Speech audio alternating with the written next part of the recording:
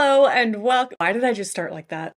Welcome back to another monthly favorites video. It has been a long time since I posted one of these. I was actually going back in my catalog and realized I have only posted 2 monthly favorites videos for all of 2024. But if you know me as a creator, you know that tracks. While I test out new beauty products constantly and end up really liking a lot of the things that I try, it takes a lot for something to truly be considered a favorite of mine. Like, to me, there's a really big difference between liking something and being excited about a new product and being so obsessed with something that I'm like, okay, this is a favorite. This is something that I need to have in my collection all the time. I want to use it constantly in my routines. That is a different level. So today I'm going to be sharing some things that have actually reached that level and deserve the title of becoming a favorite. So let's dive into that. But honestly, before we do, I feel like I have to address my hair. I wasn't going to say anything because I don't know, it didn't feel like it was that big of a difference until I'm sitting here right now seeing my hair in the viewfinder. I'm like, this is a new head of hair, which I am so excited about. Yes, I have gone darker, obviously. I feel like my last hair appointment accidentally took me over the edge of what I wanted my blonde to be. Did that make any sense? I feel like my threshold for how blonde I want my hair to look has really lowered over the last couple of years. And the last appointment that I just had my stylist do the exact same thing that we did the time before, but that ended up making it a bit too blonde for my liking. So this time around, she did not add any extra blonde. She just left the blonde that was already in there to make sure that my hair still looked dimensional, but then did a demi-permanent, I don't know what you even call it, demi-permanent color to darken it, and then a darker gloss. I'll make sure to text her and get color details before this video goes up so that I can include them in the description box. I know I will get questions if I don't do that, so I'll be sure to do that because yeah, we can count my new hair color as a favorite. I absolutely love it. I am really excited about the darker color. But moving on to actual product favorites now, we are going to start off with my makeup favorites, and this very first item I'm so excited about because 2024 was really the year that I fell head over heels in love with the Para Ink Mood Glowy tints. And you guys know that. You've seen me raving about these in so many videos at this point, which is why I am way too excited that Para wanted to sponsor this portion of today's video to talk about them. My perfect kind of lip product is one that gives a sheer wash of color, has a glossy finish, and feels super comfortable. And that's exactly how I would describe the Para Ink Mood Glowy tints. These are actually one of the best-selling glowy lip tints in Korea. They told me that they sell one tint every 10 seconds globally, and I see why. They have this gel cream texture that's soft and moisturizing, and the finish is not only glossy, but it's also glowy. It's such a beautiful combination. But they're also buildable if you prefer more pigment, and layering them helps to give them good lasting power. The brand also gave me the inside scoop on how to get these to last throughout the day, so you'll want to apply them on exfoliated dry lips and leave them on for 30 seconds without rubbing your lips together. And they actually told me that these can be used as a blush too, which we love. We love a multifunctional product. I have 2 shades that I want to show you here. The first is 03 Rose in Mind. This is their best-selling shade, and it's described as a fig-like rose color. It's muted and blends warm and cool tones, so it's really flattering. 05 Cherry So What is their second best-selling shade and is a cool-toned cherry pink color. The pigment is very buildable, so you can achieve a nice pop of color with this if you want. Para is having their biggest and last sale of the year through December 2nd on Amazon. So if you would like to get Para for up to 50% off, you can click on the links in my description box below. Moving right along, we have a new complexion favorite. I talked to you guys about this in my makeup favorites that I posted this summer, but I haven't included it in a monthly favorites yet, and I need to. Because I've reached for this so many times, more than any other complexion product over the last few months. It is the Ciel Tint and Protect SPF 50 Tinted Serum. Sunscreen or not, this is truly one of the most beautiful complexion products I have ever tried. I think what is so uniquely beautiful about this is how glassy it looks on my skin. There's a lot of products that give me really nice glow or even a really juicy, dewy effect, glowy in that way. Okay, hold on. So how I see this is that there's different categories for different kinds of glowy finishes. Not all glowy finishes are the same. There's a glow that comes from a really wet, dewy looking finish. There's also a glow that comes from more of a pearlescent radiant finish where a product actually has those pearlized pigments in them. And then there is something like the Ciel Skin Tint, which gives you glow in a glass-like way. And this does still have a dewy finish, but I feel like it needs to be in its own category because this has more of a glassy skin-like effect than any other skin tint I've ever tried. And not even just skin tints, foundations, literally anything that is a color cosmetic complexion product. This is the glassiest. So if you are wondering what my glow is from this winter, It's this. I will be wearing this all winter long. Moving on is a new favorite concealer. And hold on, I know that I've raved about the House Labs concealer for a long time. That has been like my long-standing favorite, but that has officially been dethroned and replaced with this. I don't want to just give you like a million favorites in the same category. Well, there are some categories where it makes sense to have several, like blushes, for example, in different shades. But when it comes to something like concealer, you definitely don't need to have a bunch of different concealers unless, of course, they have like different levels of coverage. For me, I just forgot what I was gonna say. For me personally, I don't really feel like I have a need for different kinds of concealers. Like, I usually always want my concealer to look the same way and to do the same things. So I say all of that to let you know that this would be the concealer that I would now pick if I could only pick one to use and one to keep in my collection. I mean, I would say until the end of time, but like I'm hoping technology in products like this just keeps getting better over the years. So we'll just say for the foreseeable future. My God, what an intro. This is the Tarte Creaseless Creamy Concealer. I would consider this to be more medium buildable coverage. It's definitely not one of those concealers that's super full in coverage, which is what I personally prefer. I just think it looks a bit more fresh. It's easier to get more of like, I don't want to say natural makeup look because this isn't natural, but just something that looks, yeah, more fresh, more skin-like, not so heavy in the makeup. It's easier for me to make it look like I'm not wearing pounds of makeup when a concealer is not super full coverage. We'll say that. So I feel like it gives me the perfect amount of coverage, and the reason why I ultimately replaced House Labs with this is because I think it wears even better. I've told you guys this in previous videos, but when I saw Creaseless Creamy on the label, I was like, what super creamy concealer is truly creaseless? Like, things that are really ultra creamy tend to crease and settle in lines for me, but that is not the case with this. It really does not settle. It doesn't heavily crease. And while I wouldn't say that House Labs did either of those things majorly, there is definitely a difference for me when I compare the two side by side. Like, House was good when it came to all day wear, but Tarte Creaseless Creamy is definitely better for me. So I officially have a new favorite concealer. Next up is a freckle pen. This is the new and improved Bubble and Rudy Berry Freckle Pen. I never had a chance to try the first version of this, so I can't speak to any improvements that they've made. I think, if I am remembering correctly from what I saw on socials, it's just to the packaging. So I think there was like issues with it leaking. I don't want to speak on that because I don't know for sure, but what I can speak on is this compared to another freckle product that I got relatively recently. Let me grab it. Aha. It is the Freck Original Freckle Pen. For a pale girl like myself, this is just too dark. I tried to make it work a couple of times. I was testing it out in a couple of videos. Some people were like, oh my God, get those horrible freckles off your face. I was like, I know, like, cut me some slack. I'm just testing this out,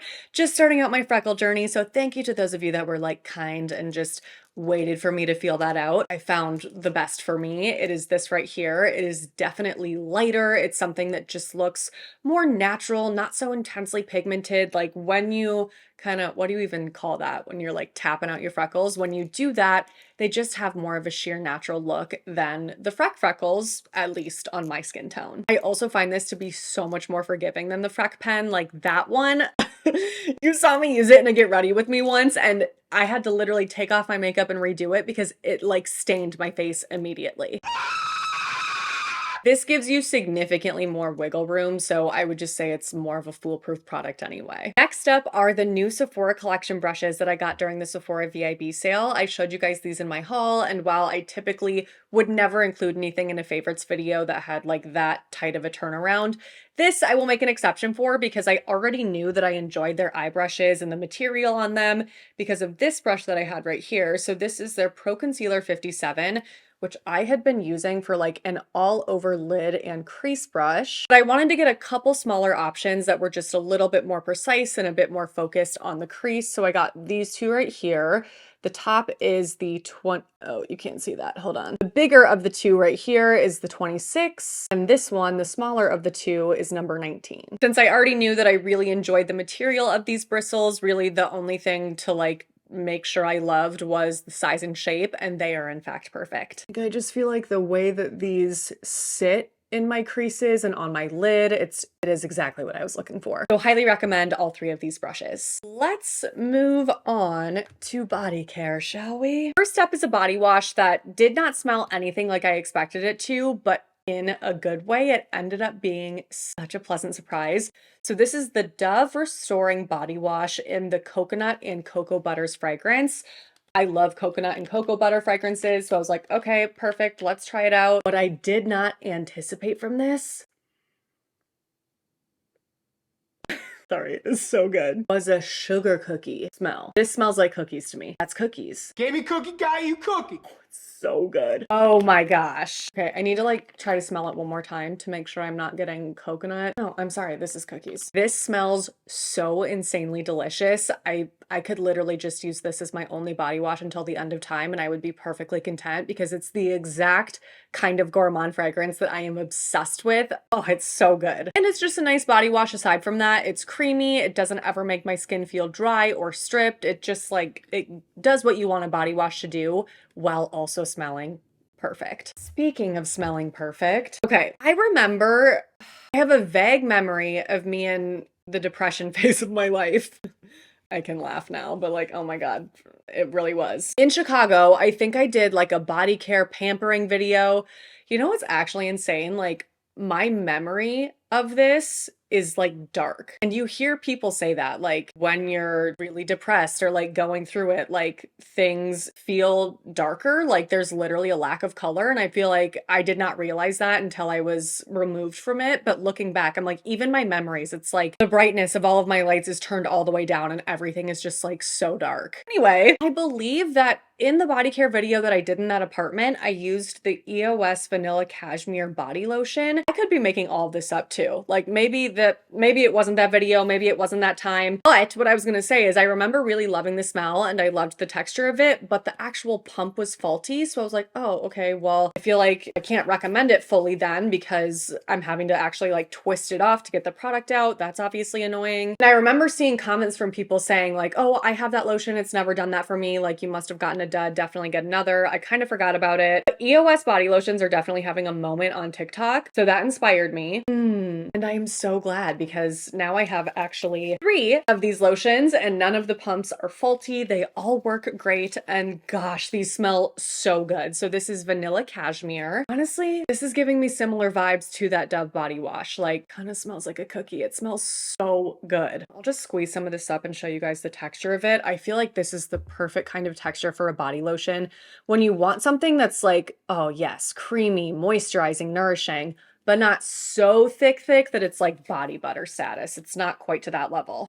So soft, so silky, not sticky, absorbs great, fabulous, and it's drugstore. They also recently came out with 2 new fragrances. This one, my mouth literally fell to the floor when I first smelled it. It's Strawberry Dream. I'm already smelling it and the lid's not even fully off. This smells like a strawberry milkshake. Oh, it smells so good. And then the last one is Fresh, and my hands are so slippery. It's Fresh and Cozy. This is very different because it's not a gourmand and you guys know how I feel about that. But this is the kind of thing that I like putting on if I've had just like a super long exhausting day of work. I'm showering at the end of the day and I just want to put something on where I feel fresh and cozy. Like it's a really good wind down, sleepy time, nighttime kind of fragrance. Very calming. So these are fabulous. I am so excited I tried them out again and they do have some other fragrances if none of these sounded like your exact kind of thing, but my God, these are all good. I have another favorite lotion, but it's more of like a treatment lotion. So this is the Cetaphil Exfoliating Rough and Bumpy Cream.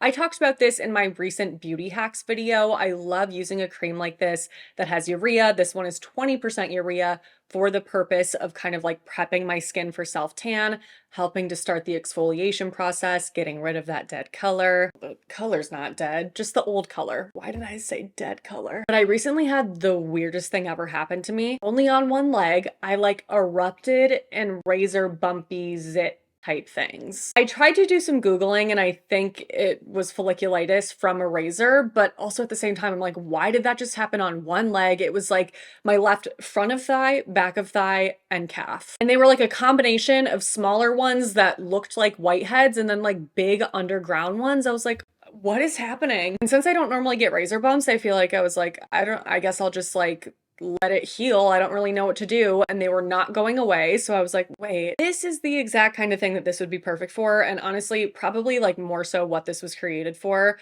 Cetaphil certainly didn't create this for removing self-tanner. There's no way. So it does say it's supposed to gently exfoliate while hydrating to smooth rough and bumpy skin, again, because it has 20% urea, and literally within 1 day of applying this on that leg, I noticed a huge improvement, and so I just started using this every night, and now it's just like a little bit of faded discoloration there, but like everything has cleared up. Slay. Thanks, Cetaphil. Okay, I want to talk about these last couple of things together, even though they're slightly different, but they're from the same brand, which is Fleur. You guys know I love Fleur fragrances.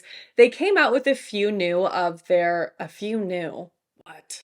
fragrances in their hair and body fragrance mist range, and this one hands down is my favorite. It's heavy cream.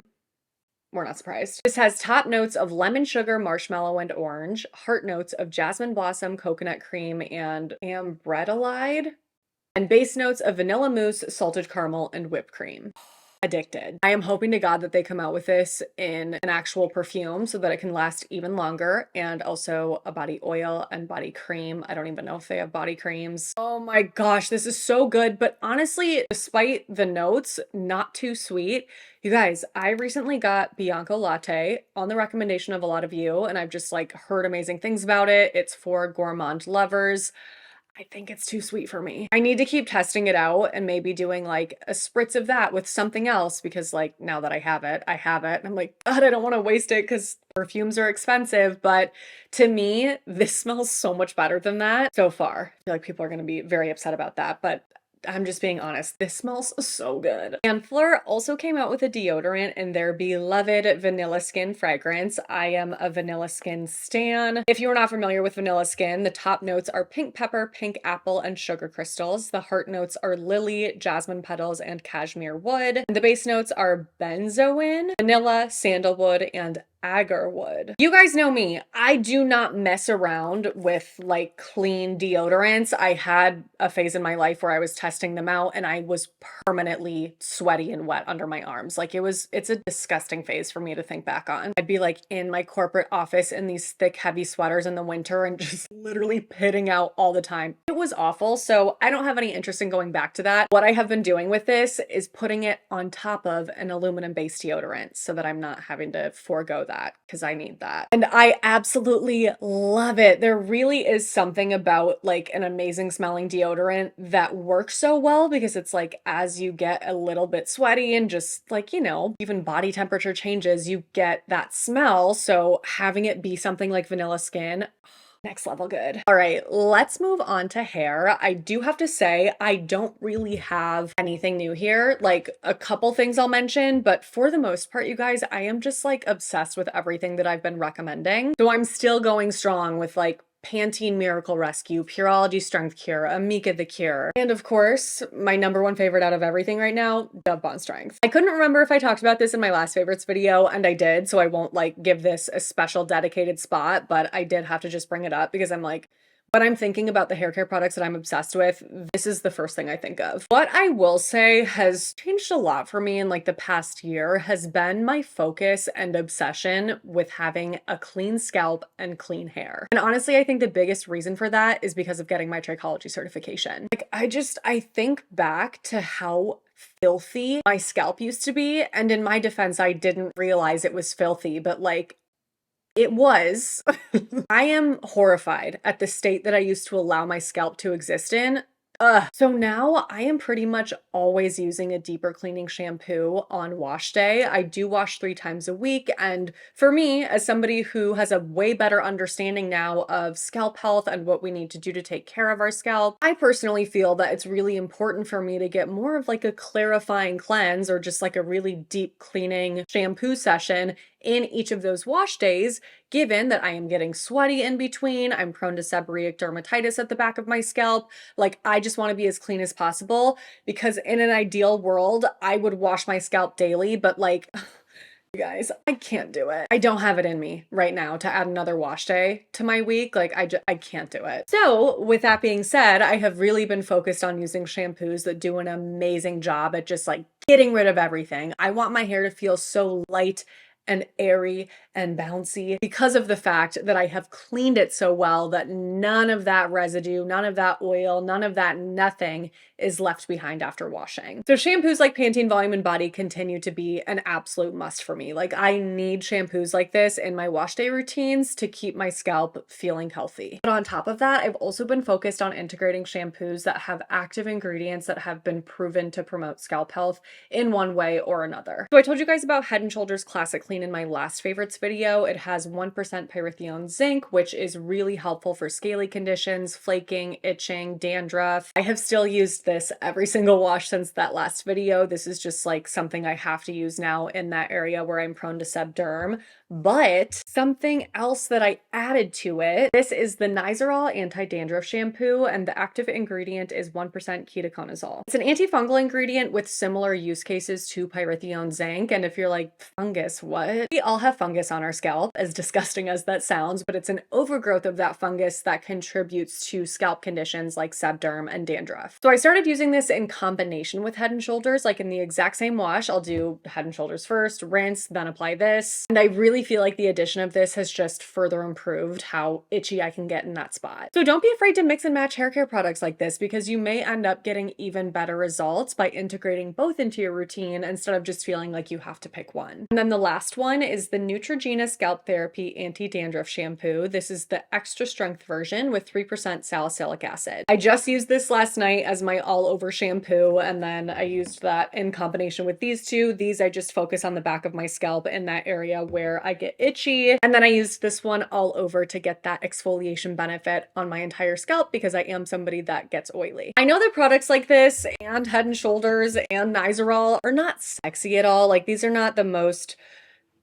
sexy products to talk about. You know that trend that was going around for a while that's like unsexy beauty products I love? These would all fit in that category. Sure, they're not the most glamorous to talk about, but you know what is glamorous to me? A healthy scalp. So just know that if you are someone that has scalp concerns that are not addressed with regular shampoos, let's say, medicated or active ingredient focused shampoos like this are 100% approved by me. And you can absolutely still have really healthy hair while using shampoos like this. You don't have to pick just one or the other. It's not like these are damaging. It's not like these are going to prevent you from getting the healthiest hair possible. I would argue they are going to just make that even better because healthy hair grows from a healthy scalp. All right, the last category for this favorites video is everything else. Everything that is not explicitly beauty that I have been loving. Lifestyle, miscellaneous, whatever we want to call it. First is this Bag Smart Travel toiletry case. This is something that I think I talked to you guys about in an Amazon video this summer, but I have not talked about it in a favorites video, and I must in case you missed that. So this is my new obsession when I travel. I don't know if I'm going to be able to like really showcase how amazing this is with this angle and lighting, so if not, I'll try to find some better pictures. But the reason why this is so amazing is just because of the way it's structured and how it allows you to lay out your beauty products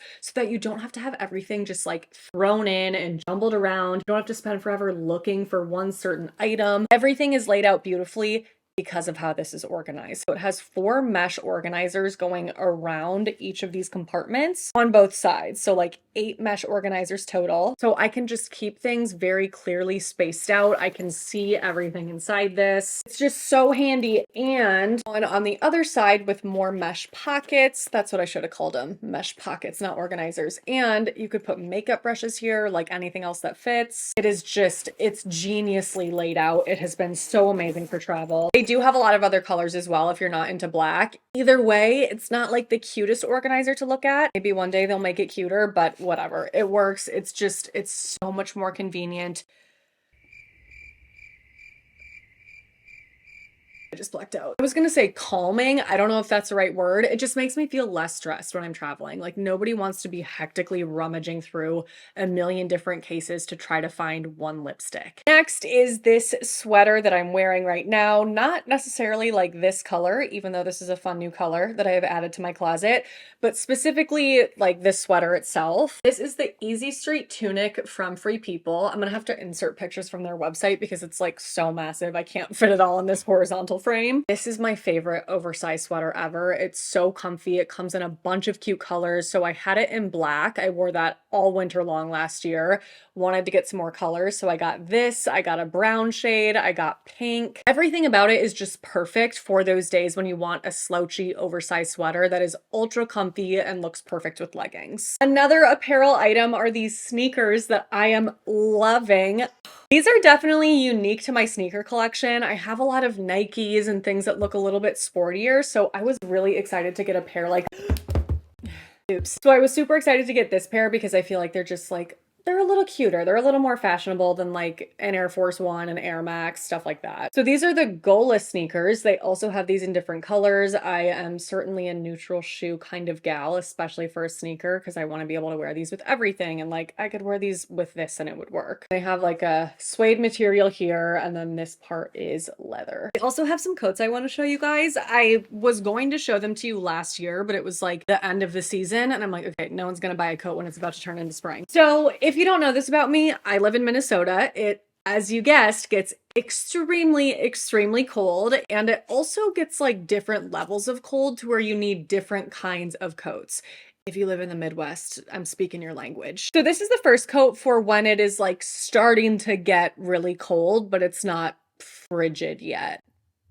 When it's frigid here, you need a coat that like goes down to your knees. That's how cold it gets. So not that level because this one does not, but this still keeps me so warm. It's so cozy. This is the Cloud Puff from Aritzia. That is actually where all three of these coats are from. I am so picky about the way coats fit. Like they can't be too tight in my armpits or my arms. They can't be too short in the sleeves. Like everything has to be perfect. And I have had such good luck with Aritzia coats, not only because of the quality and how warm they are and soft, but also the fit. So first is the Cloud Puff. I have this in like honestly a color that I regret getting now because this is not the most flattering shade for me. They have this in several other colors and materials, which is definitely one of the good things about shopping for basics like this at Aritzia. You get a lot of different options. So obsessed with that, just wish I had it in a different color. Okay, I was gonna show you this one, but I guess it's discontinued. So we'll just jump to the last one, which is not discontinued. This is the Super Puff, and it is for the most frigid of frigid days. This is what I wear to walk Elsie in when it's so cold out, but we still need to get outside and get some steps in and get some fresh air. She's wearing a sweater when that happens, obviously. I have never had a jacket keep me as warm as the Super Puff, especially because this is past my knees, but they do have it in a lot of different lengths. If you're like, girl, I don't need something that goes to my ankles, I get it. It's a unique need that we have here in Minnesota. So they have like regular waist, they have to the knee, and then past the knee for me. Okay, you guys, they came out with dog versions of their Super Puff, the Super Rough Puff. I will be getting Elsie one. That is so cute. And that's actually perfect. I needed something like that for her because I've had to double layer when it's really cold and do like a sweater and then the coat that I have. But now that I know how amazingly warm this is, that will be perfect. There you are. You want a special coat? What do you think of a coat? I know you already wear one, but this would be even better at keeping you warm.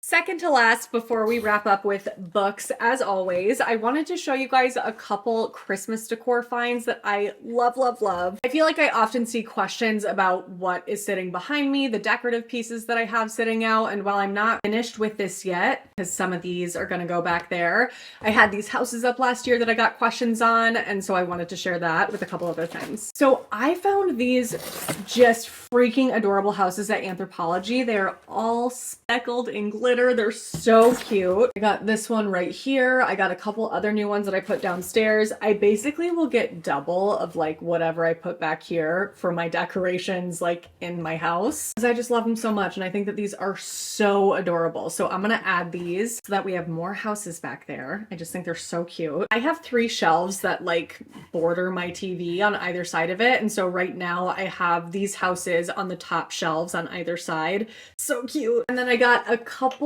different kinds of holiday candles that are strictly for decorative purposes. I will not be lighting these, How adorable is this? It's got a little candy on top. But my favorite, even more than that, are these. So these are like the icon glasses, but they're candles. So I got a Christmas tree one, candy canes. So I wanted to make sure to show those to you while you still had time to pick them up and enjoy them for the holiday season instead of when it's over, because then what's the point of that? All right, let's wrap up with books. I'm gonna be honest, Ryan has ruined my life when it comes to reading. It has been so difficult to find time to read in the way that I used to, because if any of you are in the stage where like maybe you used to live with a significant other or a spouse and then you were alone for a while and now you're dating but not living with that person, you know exactly what I'm talking about. It's really hard to maintain routines like reading when you don't have that like normalcy and stability of living under the same roof as that person. You know what I mean? Like, and I'm not trying to rush anything. We'll get there when we get there. All that to say, I have not been reading nearly as much as I used to because it's just harder. I'm not going to be like,